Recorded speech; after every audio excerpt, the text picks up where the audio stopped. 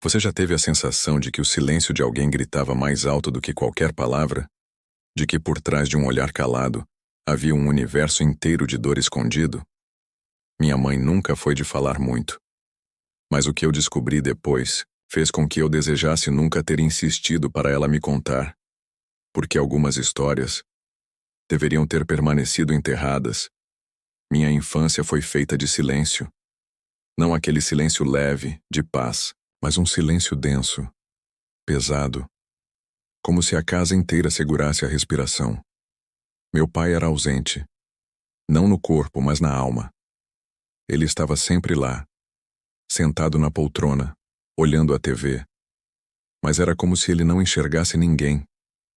E minha mãe, sempre ocupada, sempre lavando, cozinhando, limpando, sempre fazendo alguma coisa para não parar.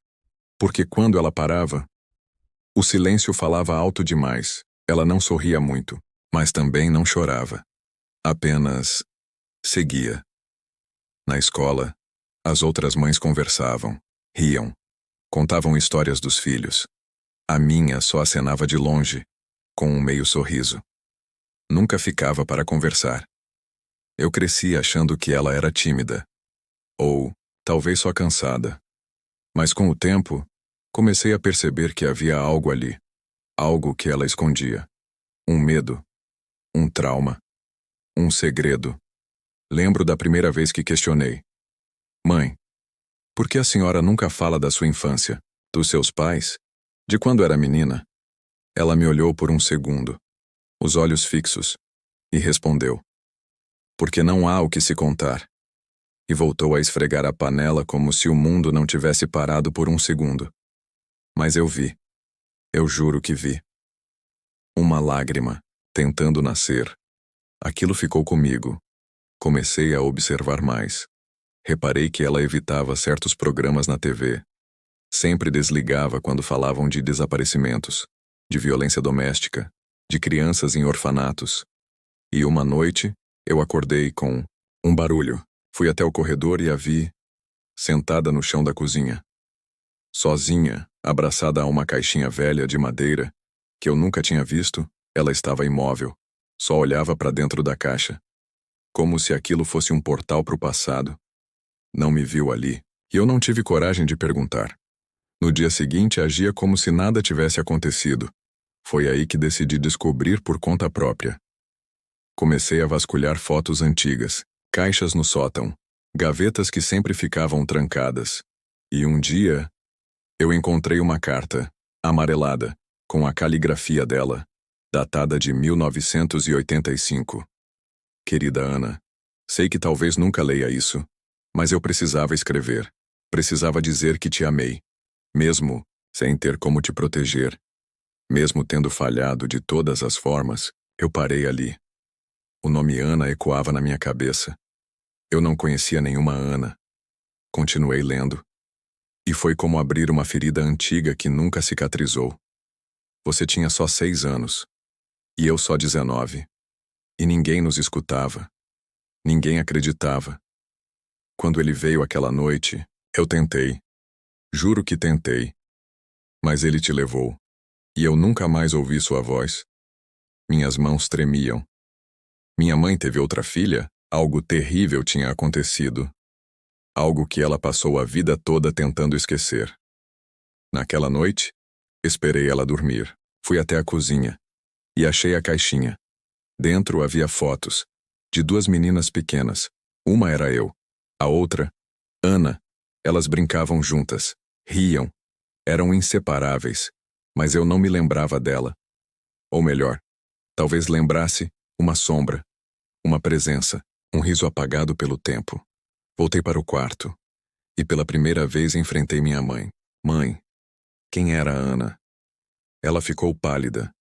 A xícara caiu da mão e se espatifou no chão. Ela se sentou.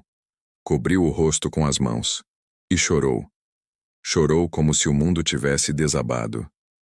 E então, começou a contar. Foi a primeira vez que ouvi, sua voz tremendo. E nada me prepararia para o que viria depois. Eu era nova demais, ingênua demais.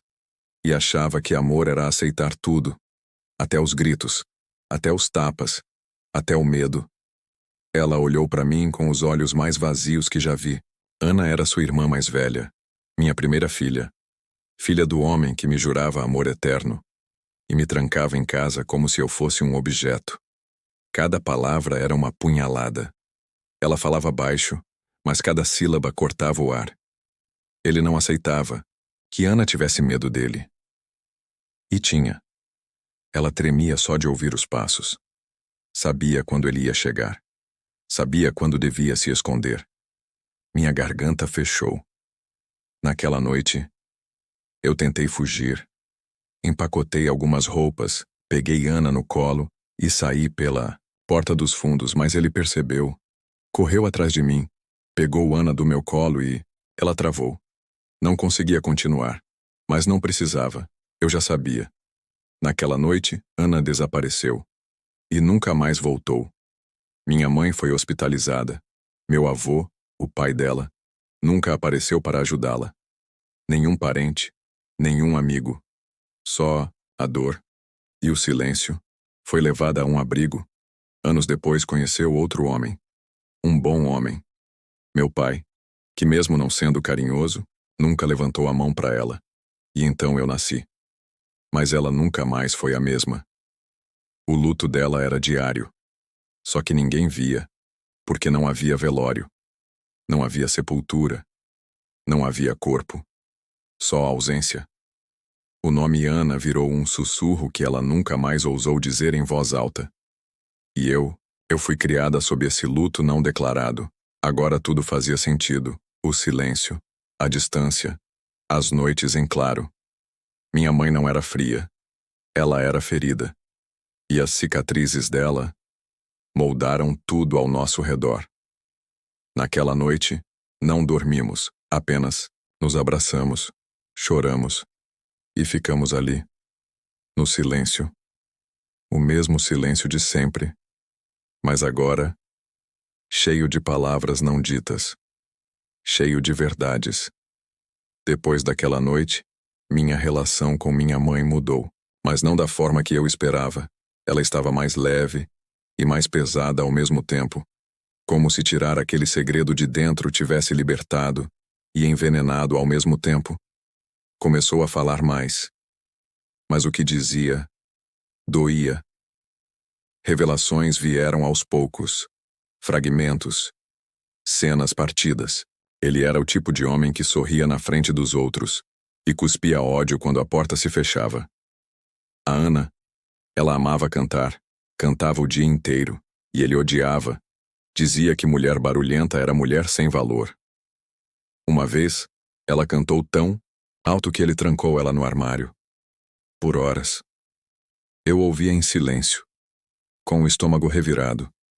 Minha mãe, essa mulher de olhar duro e mãos calejadas, tinha vivido o pior tipo de prisão.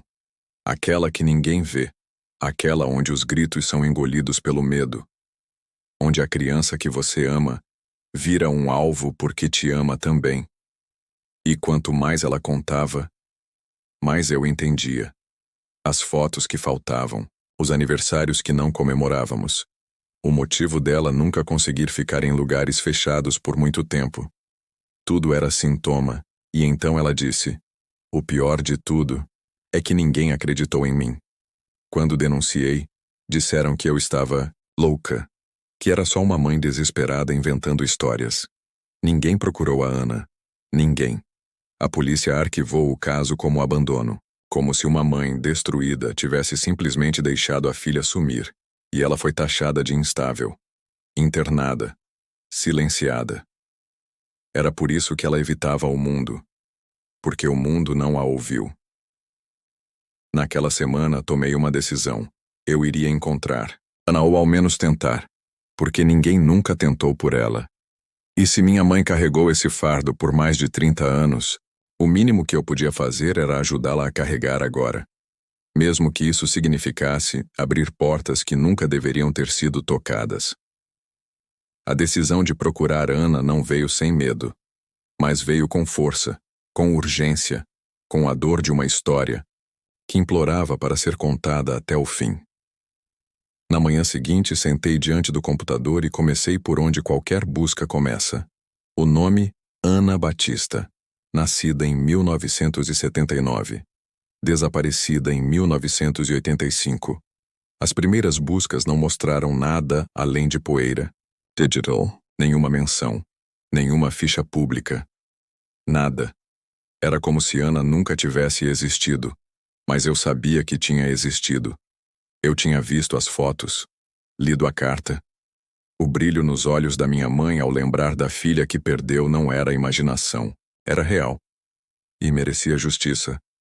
Comecei a frequentar arquivos públicos. Visitei delegacias antigas, onde os registros ainda eram guardados em papel. Perguntei por casos de desaparecimento da década de 80. Fui vista com desconfiança, compaixão, indiferença.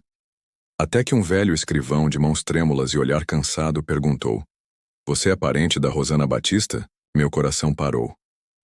Rosana. O nome da minha mãe antes do casamento. Assenti. Ele saiu da sala e voltou minutos depois com um arquivo empoeirado. Isso aqui nunca foi para lugar nenhum. Mas me marcou. A mulher chorava tanto e ninguém quis ouvir. Folheei o arquivo com cuidado. Lá estava o boletim de ocorrência, a denúncia, e uma única foto de Ana colada com fita adesiva amarelada. Ela sorria, usava um vestido florido e segurava um urso de pelúcia. Minhas mãos tremiam. No fim do arquivo, havia uma anotação à mão, um nome. Instituto Santa Luzia, SP. "O que é isso?" perguntei. O escrivão coçou a cabeça. Um orfanato. Ou melhor, era. Fechou nos anos 90. Teve denúncias, maus tratos, crianças que sumiram. Foi abafado. Aquilo me arrepiou. Deixei o lugar com cópias do arquivo e o endereço do antigo orfanato. Era uma pista, a primeira em décadas. Voltei para casa. Minha mãe estava sentada na varanda, costurando em silêncio. Quando contei o que descobri, ela soltou a agulha. Olhou para mim com olhos marejados. "Você achou Ana?" "Ainda não. Mas talvez tenha achado o lugar onde ela esteve." No dia seguinte, pegamos o carro e dirigimos até o interior de São Paulo. A estrada era longa, e o silêncio no carro era ainda mais. A cada quilômetro, sentia o passado se aproximando. Um passado que não era meu, mas que estava enraizado no meu sangue. Quando chegamos, o Instituto Santa Luzia era apenas um esqueleto de paredes descascadas e janelas quebradas. Abandonado, esquecido, mas ainda assim, vivo, em cada canto, em cada sombra. Entramos com cuidado. O cheiro de mofo e madeira podre invadia as narinas. O chão rangia.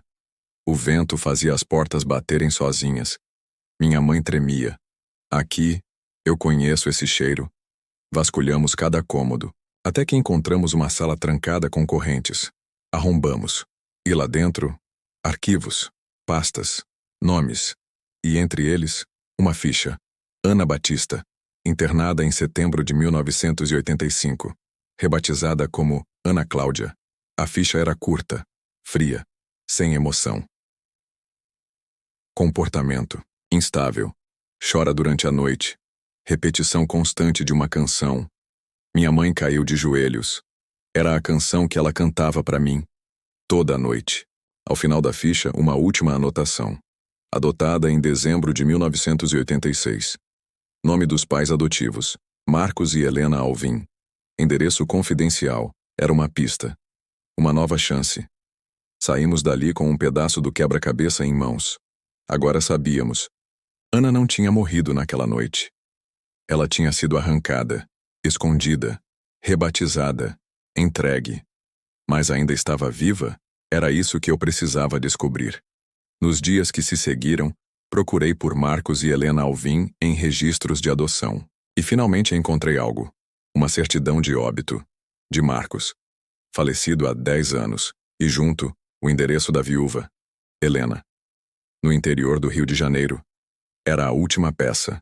A última porta. Minha mãe hesitou. E se ela não quiser me ver? Então, Você pelo menos vai saber que ela está bem, que sobreviveu. E naquele mesmo dia, partimos. Sem saber que a verdade doía mais que o silêncio. O silêncio dentro da nossa casa mudou de tom. Antes, era um vazio sufocante. Agora, era um silêncio de luto, de reverência, quase sagrado. Minha mãe passou semanas sentada à beira da janela, com a foto da Ana sobre o colo, murmurando trechos da canção que costurou na alma. Eu cuidava da casa, fazia o café, trocava as flores do altar improvisado que montamos com as coisas de Ana. Mas por dentro a revolta ainda borbulhava.